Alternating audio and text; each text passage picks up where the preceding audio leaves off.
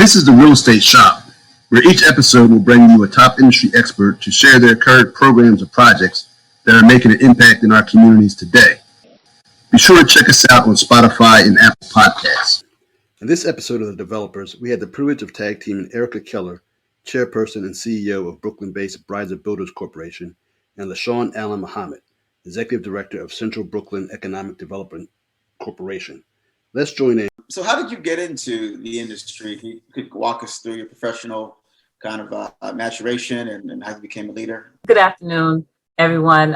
So I'm technically not in the real estate industry. I am a nonprofit leader who runs an economic development institution. So Central Brooklyn Economic Development Corporation is a 32-year-old hyper-local organization located in the Brownsville section of Brooklyn. And CBEDC as an institution was created by local activists and advocates to create an agency to provide a pathway forward towards self-sufficiency for community residents. Normally, you would find nonprofits like Central Brooklyn in the real estate industry, whereby based on the programs that they run, they may acquire assets, real estate, so on and so forth. Central Brooklyn hadn't ventured into that arena per se until now. So this is pretty much our evolution in that process. And so it's just a natural evolution, actually. And so, yeah, this is our first joint venture project with the Glenmore Manor project, working with Redeveloping Builders. So I would be remiss if I didn't say that I was born and raised in Brownsville. And, so about 20 something years ago, worked with a colleague to start a nonprofit organization called the Brownsville Youth Association. And so that was my entree into the nonprofit sector. I'd already been, working as a public servant with the New York City Health and Hospitals, but also always in the business of education, workforce development, so on and so forth. And so when we started the nonprofit organization, brand new, grassroots starting, so that was my experience venturing into the nonprofit sector. 20 plus years or so later, the Central Brooklyn Economic Development Corporation's executive director was in the process of retiring and did not have someone to pass the baton to. And so I was also in a transition myself and, came into the agency as a volunteer, but really, the mission was to make sure that an institution that's so important to Brownsville, like CBEDC, continue to keep their doors open. So I agreed to take on the role as ED 6 years ago. And so that was pretty much, started a startup nonprofit organization, which I swore I would never do again. It's very difficult, 20 something years ago. And then, taking the baton about 6 years ago at Central Brooklyn EDC. Awesome. So you kind of grew up in the area, you know about the needs of the community, you understand the fabric, the makeup, you understand where it's going. Can you give examples of some of the programs that may be instituted to spur economic development and maybe talk about that from, maybe a workforce development to maybe commercial development as well, or from a real estate standpoint? Absolutely. So the other thing that I want to note about the neighborhood and where we are. So I grew up in NYCHA, right? New York City Housing, the New York City Housing Authority, Tilden houses. And in Brownsville, you have the largest concentration of public housing, they say in the country, but I venture to say in the world. There's no other place where there's such a concentration of public housing anywhere like Brownsville.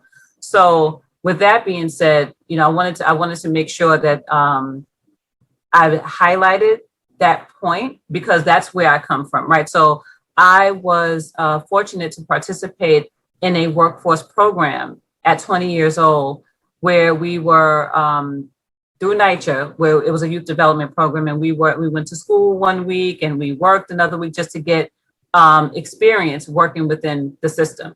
So that was my, experience and how I pretty much got my first job on Wall Street.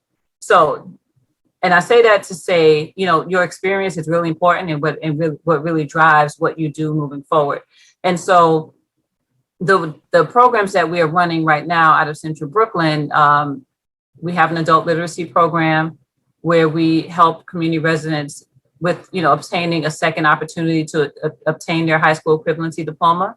And what we've done is we've incorporated a workforce development program in addition to that, right? So when someone is, and most are adults who have decided to go back to school, but as we all know, life gets in the way. And a lot of times you find people who want to go back to school, but they have to work, or there's childcare issues. And so we really try to build in mechanisms so that people are able to earn certificates and, to get access to job opportunities while they are learning, right? So that's really important. And so that also is connected to the work that we're doing with Risa Builders, because working with developers like Ericka and others that are working in the community, we are able to get OSHA construction safety training sponsored. So our students are able to get free job training and then access to jobs in the community. So that's just an example of some of the work that we're doing within the organization. In addition to that, we also offer, we have a business incubator program where we are, and this is also very important. When you look at the economy, the economics of a community, right? Business is what drives the economy. But when you look at our corridors, the people who are owning and operating those businesses do not live in the community. And so we are utilizing our business incubator to increase the number of local residents who become business owners, right? Those local people who, we also have a home ownership program in partnership with NACA, right? So we are helping people to get access to be able to become a homeowner, through our incubator, to become a business owner. And so that's what's so important about the Beeville Hub, because that space it's a business center, right? Where we are promoting entrepreneurship and innovation. And so the programs that we're currently running feed into that. And that's also in partnership with our academic partners, Medgar Evers College School of Business and Howard University School of Business. So we are partnering with business institutions to make sure that those who are going through the programs get access to formal business training to make sure that sustainability is in place. Did you say Howard University? Howard University Executive MBA program. Yes, I actually sit on the board. Okay. I was wondering how'd you broker that relationship? Yeah, so it was interesting that that relationship was developed through Medgar Evers College School of Business. There's one of their lead entrepreneurship faculty, Dr. Micah Crump, knows the head, Professor Kim Wells, the head of the executive MBA program. And so based on our partnership, he introduced me to the Howard program, which actually sponsored me to get and become an executive coach. So, it's really important, I want to emphasize the importance of relationships and how these, so-called 6 degrees of separation, which really is about 2, really work, and why it's so important and critical to this process. Ericka, can you tell us about some of the, I know you're second generation, tell us about some of the projects you guys have done and potentially in the pipeline, and how you were able to make the connection in the partnership with LaShawn's organization. So my father had a long history of, relationships with faith-based organizations and other not-for-profit organizations to do the HUD 202s. And so that program started in the late 2000s, around 2008, 2009, that's when the last HUD 202s were being built. And so at that time, faith leaders started to reach out to my father asking, what other opportunities did they have to develop on parking lots and other properties that were owned in the city.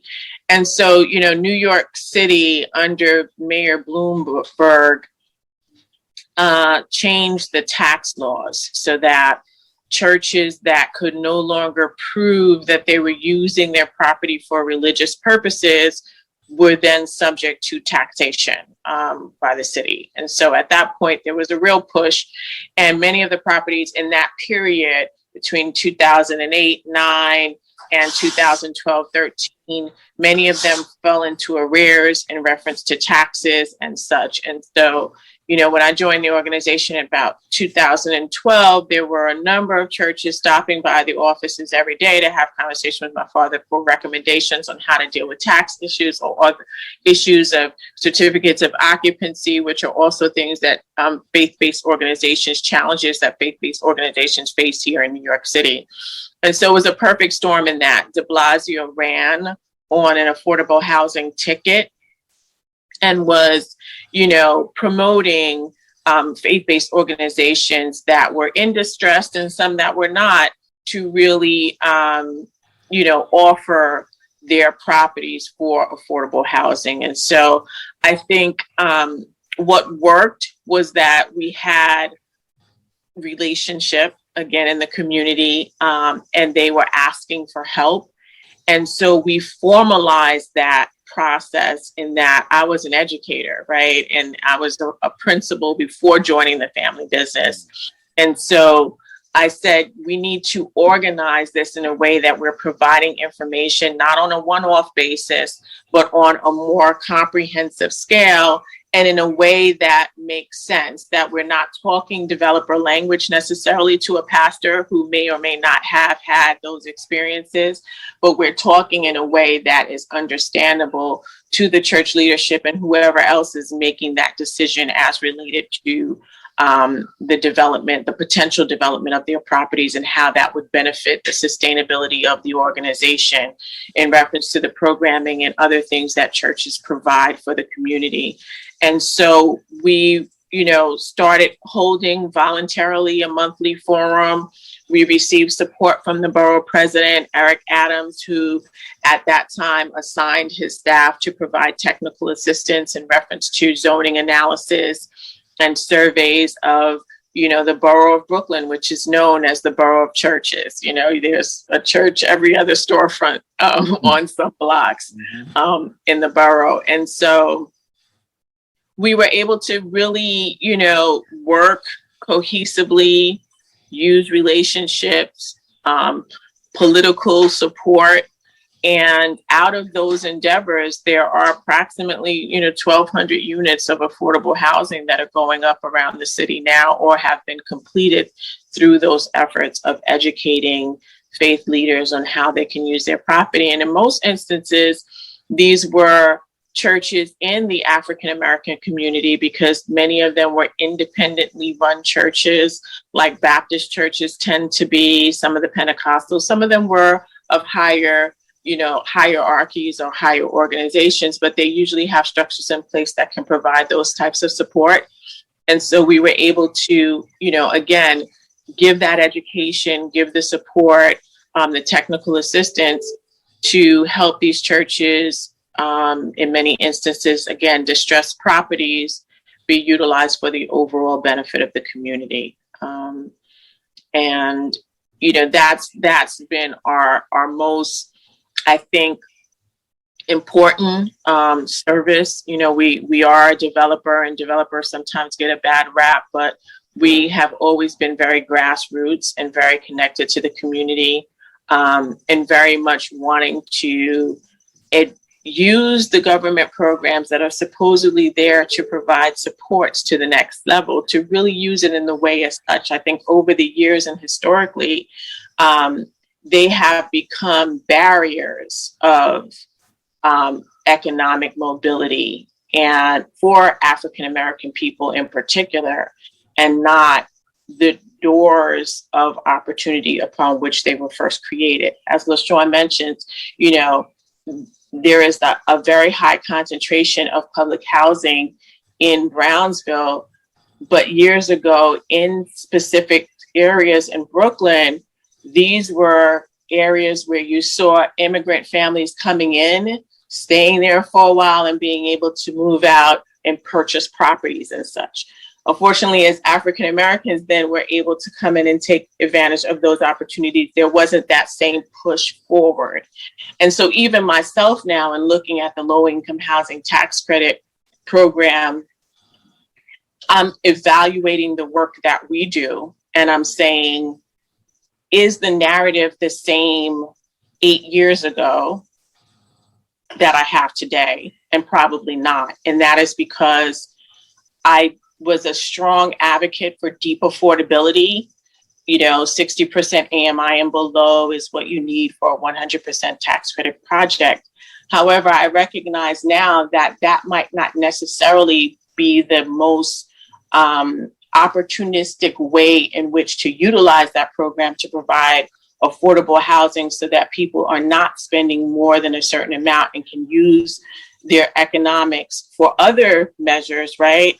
But now, how do we organize the policies and the laws and the regulations so that it really doesn't become a secular process, that it really is a platform by which to enhance the economic opportunity of that individual who's using the program as a way in which to grow, right? Because if we're going to keep certifying people in the same income bracket, it doesn't make sense, right? And so also, does it make sense to continuously support a rental market and not create real affordability for home ownership that can then ways create a platform by which people can grow and move on? And so I think my own narrative has changed as I begin to evaluate what are the services that we're providing to the community and how do we use this in a way that, helps the economic growth of a particular group that has been disenfranchised. And I think this project is a key example of that. The whole premise of the RFP was out of a community visioning study. And so the community worked with HPD for a year before the release of the RFP to identify areas of additional need and support to help Brownsville move into the 21st century as other neighborhoods have. And so, there were 3 large lots that were identified. One, was identified as needing or wanting to provide arts and culture for the community. And so therefore, any proposal had to infuse arts and culture as part of the overall housing development. The site that we won was innovation and entrepreneurship. And that was the genesis of our relationship with Central Brooklyn Economic Development Corporation to say, how do we now take the services, the GED, the education, and how do we take that to the next level in reference to financial literacy and entrepreneurial incubation and programming with higher education institutions and bring that to the Brownsville community. And then the last site was identified as health and wellness. And so again, horticulture and healthy living and eating was a key component of that proposal and very necessary in the community, because you will see a Burger King every other block, right? But where do we want to see more community gardens and fresh fruits being grown and sold and so I think there's a lot of work to be done, but I think this project is a key example of how we can work together to provide affordability that could be a platform for continued growth, as well as other ancillary services in support of that ideology. That sounds great. And I know, LaShawn, we connected on LinkedIn. We talked about this great project a couple times before. And I know there's a couple different components to it. Specifically, what does the project entail in terms of, say, number of units for affordable? What does the actual master development look like? Because I know Ericka is involved in, I guess, the residential side. I think you mentioned that you're involved in some commercial. How does that all come together, and what does it look like? So Ericka can speak to the housing mix, on that side. What I can speak about is the 8,000 square feet of space that Ericka mentioned that we will be programming. And what that will create pretty much is an anchor for the community where we now have, so it'll be the first business center ever created in Brownsville. And it will encompass conference rooms, classrooms, space for cooperative working spaces, space for, our business incubation programs. And so that pretty much describes what the business side looks like, and where we will now have a place for community residents to come and get support, not just to build their capacity and start their businesses, but to also get access to capital. There will also be a credit union in the commercial space of the building as well. And so that's a really key, that was key to the strategy, to make sure that all the pieces are in place to provide the community with access that did not exist before. And then Ericka, how many units of not just affordable housing, but just residential housing are you providing, and what does your unit mix look like? So there's 233 units in the building in totality. 232 units are available. There'll be one non-income producing super unit. So the building will have a 24-hour residential sprint. We have what we're using, we had to rezone the site. And so we are using what they refer to as the heirs bonus in New York City, where 16 of the units will be set aside for seniors at AMIs at 50% and below. And then we have a set aside for a 30% set aside for formerly homeless.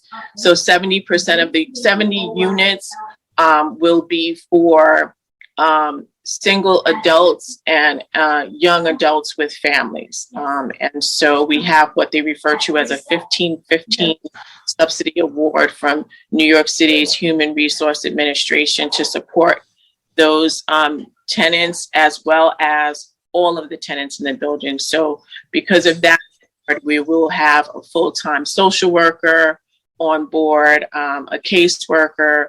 There are added amenities that the building can now have as a result of that programming, where we have a fitness room and a computer. And, there's outdoor decking in the back for family and congregants. There's about 9,500 square feet that we're able to have. There will be on-site social worker and caseworker that will have offices for counseling and other sorts of support. And then we also will have the availability to have the property manager on board as well. So we can sort of delineate between those who may be having some difficulties in whatever areas as related to finances, which may impact their rents, and separate that, right, from the actual rent collection and such with a separate property management company. So in addition to those residential amenities and the residential component, we have Central Brooklyn Economic Development Corporation on the second floor of what we're referring to as the Beeville Hub, where we put a lot of design in making this very much a downtown Brooklyn look, or, downtown Manhattan look, where we have glazing and we have, 2-story vaulted entrances. Nice. Then on the ground floor, we have the credit union, which there has always been a dearth of banking institutions in Brownsville for the last 50 to 60 years. So we're bringing a credit union in this will be their 4th location. They have a history of providing education and financial literacy to inner city communities. We have a partnership with a restaurant that will be brought into the community as well. This will be their 3rd location, in which they have already existing successful operations in another affordable housing, Brooklyn, in a neighborhood not too far away, and as well as a hospital where they provide a cafeteria for the staff at a local hospital in Brooklyn. And our last is actually another organization that was grown in Brownsville. It's a group of women that form a not-for-profit organization, and that not-for-profit organization will open a for-profit arm to support the health and wellness activities that the not-for-profit has. And then the not-for-profit will have some space upstairs in the community facility component to provide continued education and supports through their not-for-profit arm. So again, we're, hands-on providing opportunity for businesses in the community to continue to grow. And then through Central Brooklyn Economic Development Corporation, there will be an opportunity for continued incubation and services. We're also looking for, there's been some conversation about having a radio station here. And so we have identified some space for podcasts and other sorts of media communication that we think would be great to have centrally located coming out of Brooklyn. Brooklyn's going through revitalization. How do you guys safeguard against displacement as you look at your program and Ericka, particularly what you're looking, what you guys do in terms of development?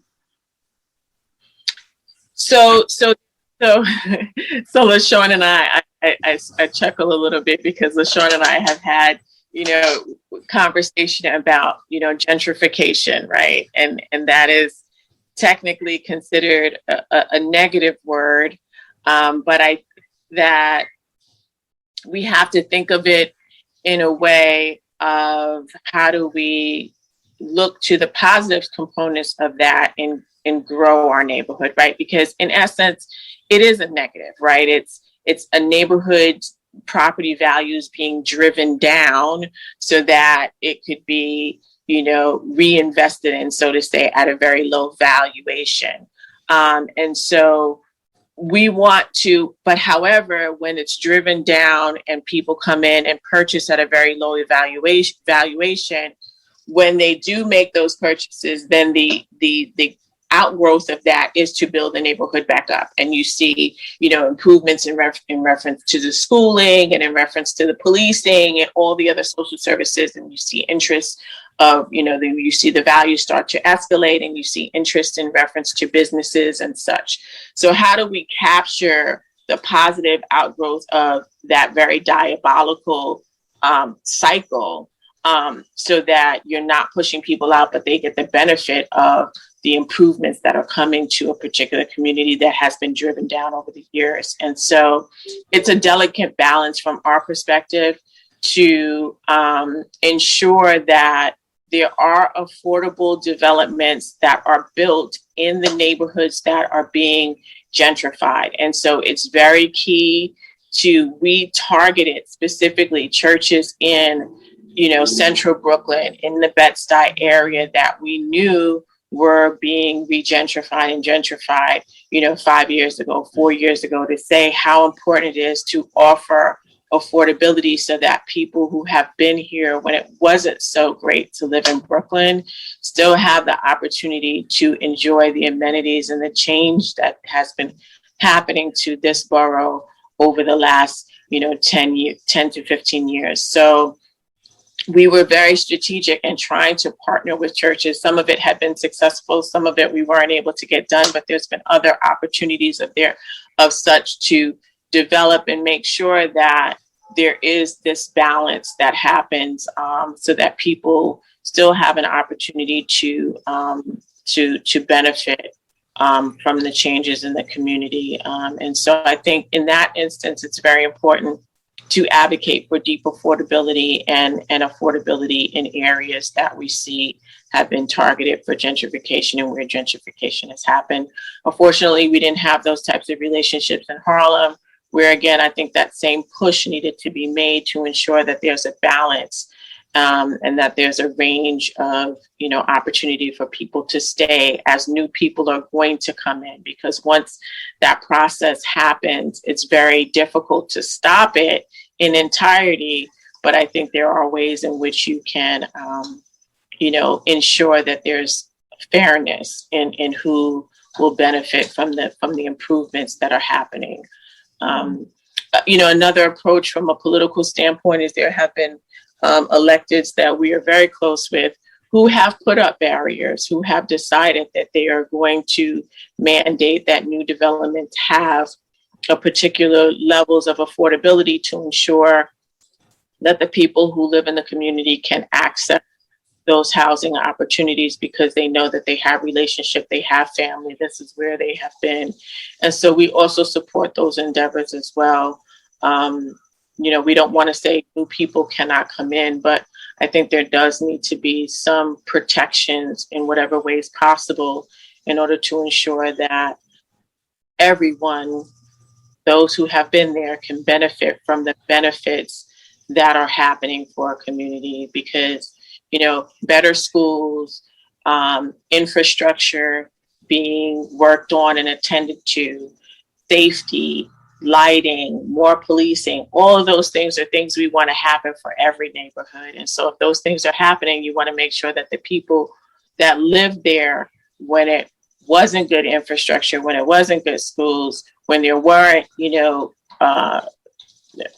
preventative policing in a way, or community building, you want to make sure that they have access to the things now that they exist, and are not pushed out.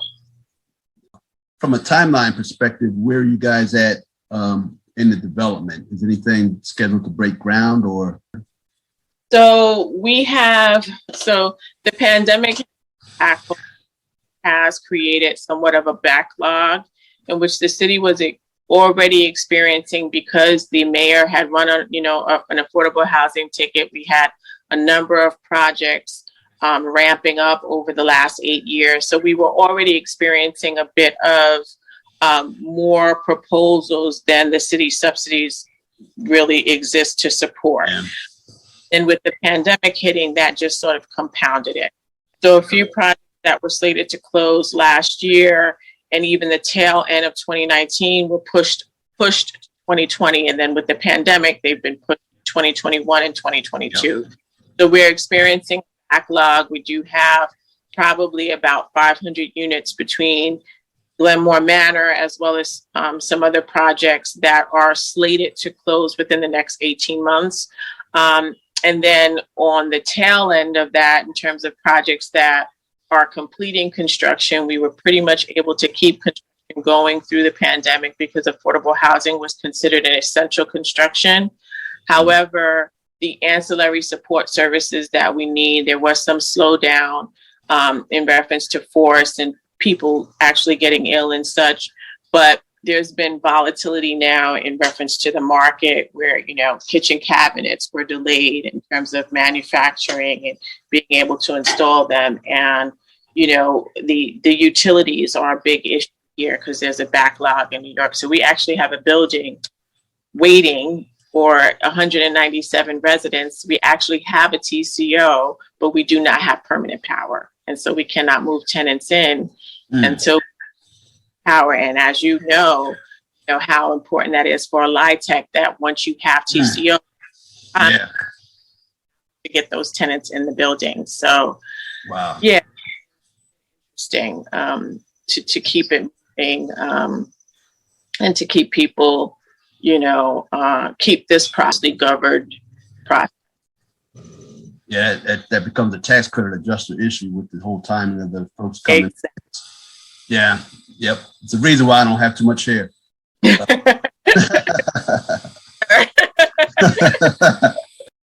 Where do you see Central Brooklyn and Brownsville at 5 years from now? You mean as an agency? As a community, just the benefits of what you're doing, the potentials of gentrification, just where do you see? Is it going to be a different neighborhood than it is now? Because I'm doing similar stuff in Philadelphia that's equally as blighted. And it's like, okay, what the place can look like at the end of the day?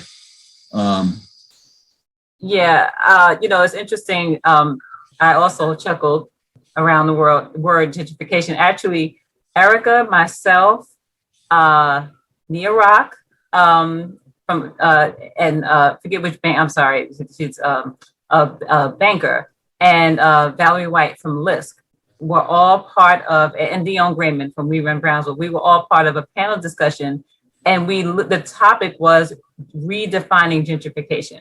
So that's the space that I love to be in, right? And so we talk about this all the time.